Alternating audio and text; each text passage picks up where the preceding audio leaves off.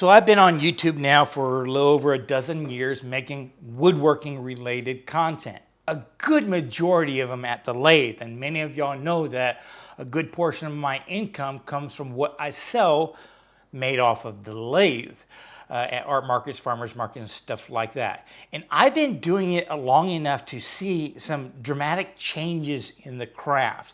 And it's mainly because this past, 15, 20 years, because I was turning before I got on YouTube, things have changed. It's been the introduction with carbide and all the content that has been created that has really pushed carbide out there, which it does have its place in the turning world. Then we've seen a huge array of chucks and jaws and various gouges and appliances. Shoot, even lasers have entered into our turning craft. And even a while back ago, we had, what was that, Lynchburg thing that everyone was talking about, which was basically a DIY homemade execution device that we shot through wood. It's pretty cool. But it kind of conveys to you that I don't think there's another area in the woodworking realm, the niche of wood turning, that has more waves of interest in very flashy tools. And with all that time, I think a lot of stuff gets ignored. Because if you go into a professional wood turner's place or a serious hobby, those are the guys that are really doing the most exquisite work. Us pros, we're just batching out the same stuff over and over and over. The true diehard hobbyist turner, they'll spend a lot more time than we can justify making in designing certain pieces and stuff like that. You go into those people's shops, and it's the little things that they're doing every single day, a lot of times with some of the cheapest resources, that just makes their turning experience so much more enjoyable. It's the unappreciated stuff that isn't as flashy, that won't sell magazines or advertisements on YouTube channels, that we all miss. And that's what I'm going to be talking about today. 5 unappreciated turning tools. Now, in my turning videos, I am pushing tactile feel to help you in design a lot, probably a lot more than other people. You have to feel the outside of the bowl to determine if it's smooth enough, where the grit is, where the minute tear out is that might show up once the finish is put on, but you can't see with your bare eye. Run your hand on the inside of the bowl. Will tell you where your tool marks are that you might need to scrape or sand out, because it's that tactile experience that customers appreciate. Most everything we do on the lathe is going to be held in somebody's hand. Very rarely do we make stuff that's just put on a shelf and ignored and just looked at. We have that tactile aspect to our craft. But before you get to that tactile aspect, you have to see stuff. And a lot of times, shop lighting is horrible. And it's always coming down. So you can't really see shadow lines that will tell you where a crevice is and stuff like that. And that's why one of the most unappreciated accessories I see in the woodworking realm is a good quality light. Now, I have not found the perfect solution here. I'm not 100% happy with this one, but it is the best I have found. And it's a pretty generic one. I don't even think it's a name brand version. But what I like about it is a gooseneck style. So I can put it anywhere I want. I can come up underneath the bowl so that the light's just slightly coming over it to really tell me where my lines are. I can put it inside a vase if I wanted to. I can come out at a slight angle when I'm coming through. I like this heavy-duty gooseneck action, okay? That's the first thing you want to look for. Get an LED. The temperature right by your face, if something's really hot, you're not going to want that. And I like having a magnetic base. And you want one with a really strong magnet. You want to be able to really wrench on it and it not move down there. And that's kind of rare. A lot of times it just doesn't really tell you how strong the magnet is when you're buying these things. In all seriousness, I might have bought the magnet separate with this light. and bought another light. That's kind of ringing a bell right now. I've had it for a few years. But I will put a link down below of this particular model, but understand I'm not 100% happy with it. And what I don't like about it is the flimsy little cord that powers it. In my ideal world, I would find a vintage dentist office light that I could convert to LEDs, because you don't want that high temperature right there, and that you could attach to the wall. So no matter how your lathe vibrates, the light isn't going to vibrate. This one will kind of move a little bit when I'm really doing off-weight stuff. I like the fact that I can mount it up here and come all the way around. So that's, in my dream shop, I would find a vintage dentist light. But until I do, this is the best solution I've found so far. Lighting, one of the most underappreciated resources in turning. My entire life, I've enjoyed two-wheel vehicles, road bikes. Right now, I really like mountain biking. I love motorcycling. I was in that industry for a long time, and I'm just now getting back into it this past few years. Kind of changes everything. And one of the key things about riding two wheels is your contact with the item. Your your pedals on your bicycles or the clips on there will change your entire ride experience.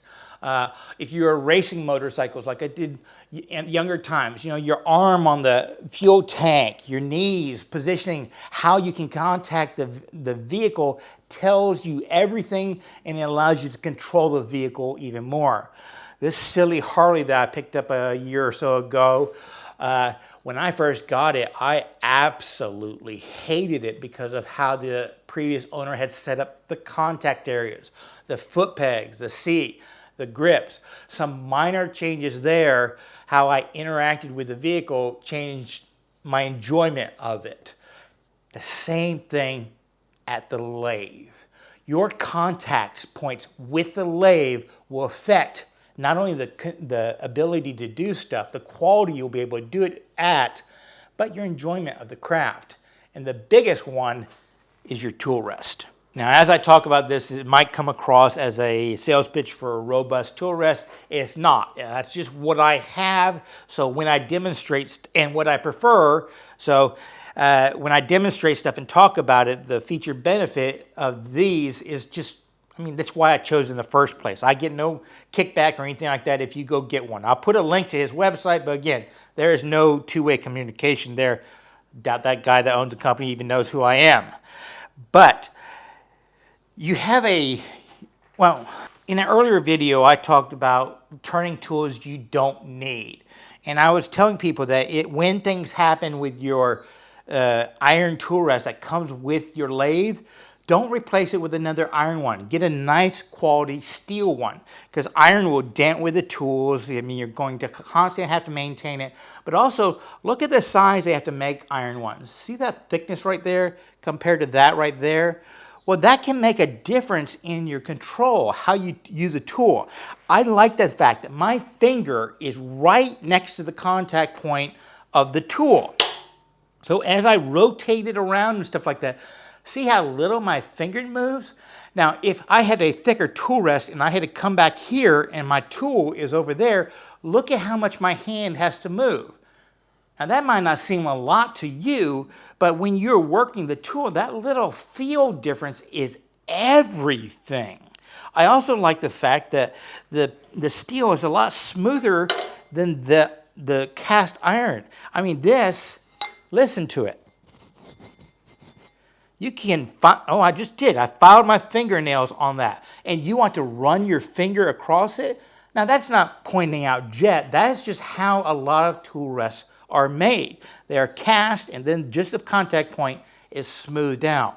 Plus the fact that I've found that iron kind of vibrates. So there's a reason why they don't have really long iron ones, because they'll eventually snap off over here, where you can get extremely long steel ones. In fact, for my lathe, I have two sizes. I have one, this one is on my lathe most of the time, and then I have this longer one for spindles and stuff like that. And when I'm doing very large bowls, I can come over here and get this tip closer to the bottom of the bowl to make my cutting a lot easier.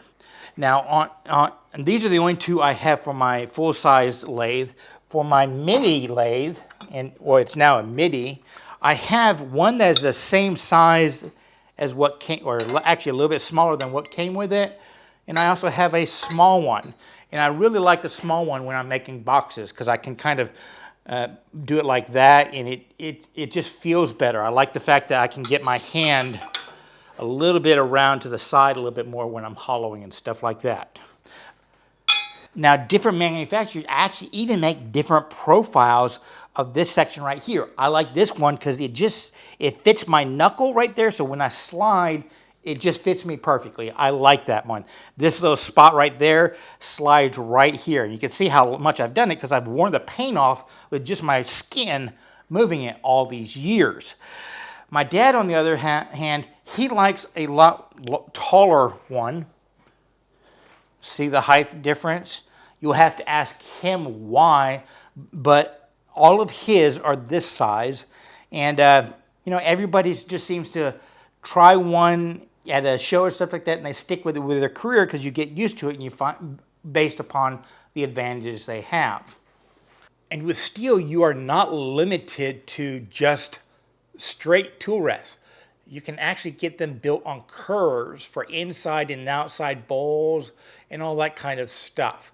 So, do your research, try some out if you can, but get a good tool rest because your contact with your lathe is everything that's going to affect the quality of your work and your enjoyment at the lathe.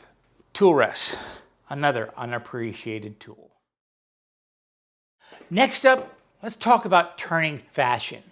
Yeah, I said go with me here. I mean, we got to figure out how we can look even dorkier than we do now, right?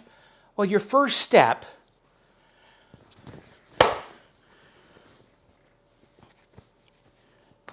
get yourself a welding cap. No, I'm serious about this. I'm just kind of experimenting with learning welding and stuff like that. And when I was taking some classes with my uncle, we had those big welding helmets that you come over here and you put them on. And every time I took that thing off, I was taking off a hunk of hair. Now it doesn't look like it right now, but obviously, you're pulling it off and you're ripping your hair out because all those brackets and stuff really kind of grab stuff. Same situation you have with our shields. We aren't any different than welders. These things are still like that. And if you don't have hair, how many of y'all get scratches on your head that are embarrassing that you now have to explain? Oh, I wasn't in a fight. The cat got me. You don't want to admit that you're a turner. But I've gotten to the point where I wear it even when I'm not going to be doing anything that requires a face shield and stuff like that. Because, how many of y'all have found wood shavings in your bed? Because it gets stuck in your hair, and even you brush it out a few times, it's always there, right? Don't have any of that problem anymore. I take the cap off, I put it right there, it's here for the next time I'm going to be turning. In fact, I even have different colors. Ooh. Other fashion devices. I'm in Texas, and wearing jeans in the shop in summertime is prohibitive. And I used to get wood shavings in my socks and shoes all over the time. So go buy yourself some ankle gaiters.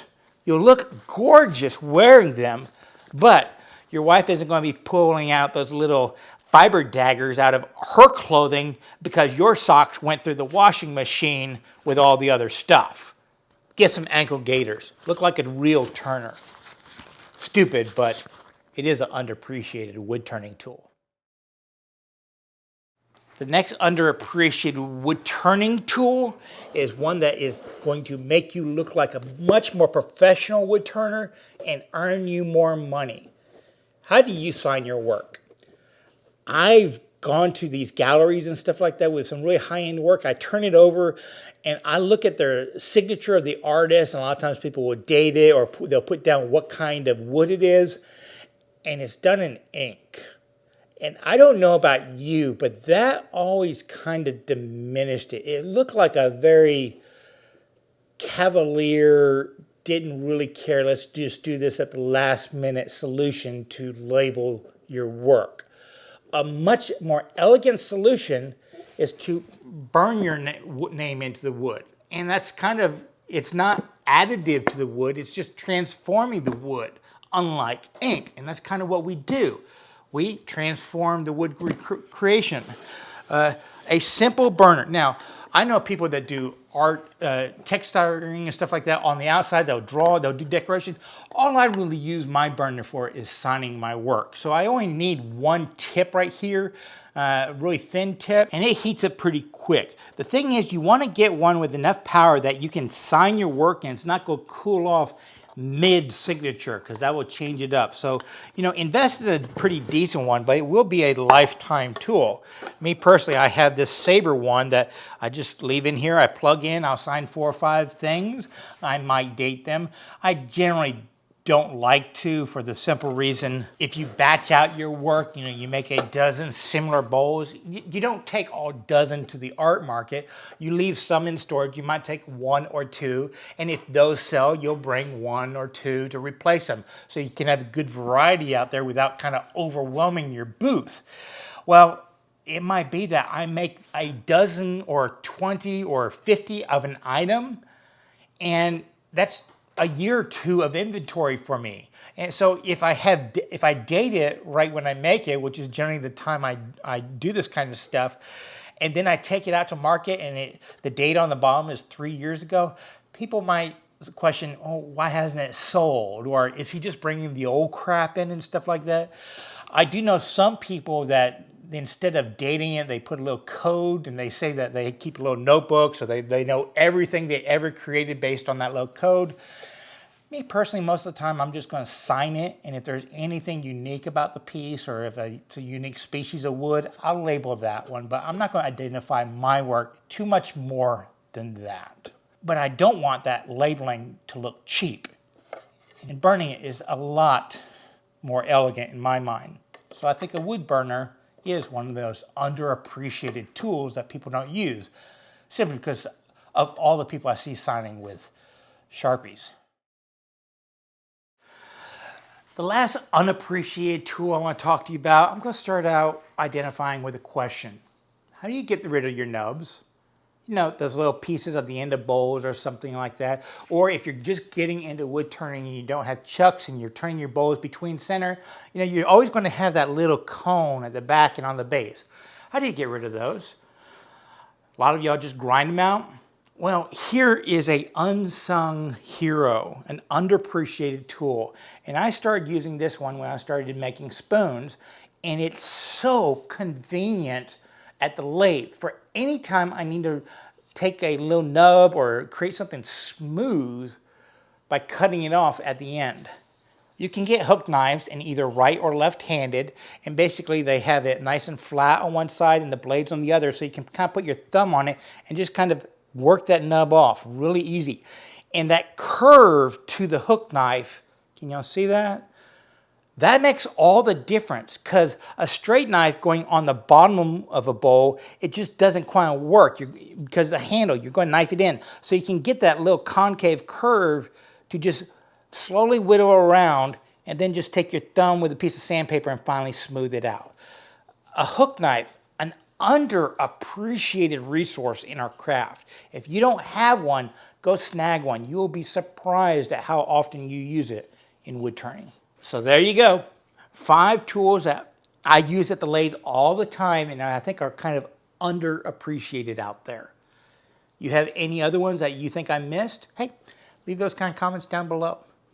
And remember, it's always worth the effort to learn, create, though all I did was probably create a little bit more demand for things you want to buy. Sorry about that. But I did share it with y'all. Be safe. Have fun.